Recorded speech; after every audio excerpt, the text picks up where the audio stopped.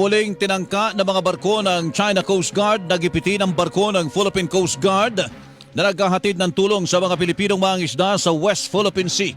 Namataan ang mga barko ng China sa Abad Santos Shoal na may layong 30 nautical miles mula sa Skoda Shoal, dahilan para hindi matupad ang planong pagsalubong sa mga mangingisdang aabutan sana ng tulong.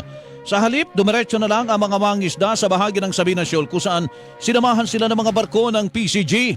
Agad namang humarang ang mga barko ng China Coast Guard na nasa layong 300 yards o 300 yards at 3 beses itong nag-radio challenge. Hinabol ng mga Chinese vessel ang barko ng Philippine Coast Guard sa kanang bahagi nito hanggang ikot nito ang barko na napilitang huminto. Pinaligiran din ng 3 barko ng China Coast Guard ang mga barko ng PCG maging ang bangka ng mga mangingisdang Pilipino.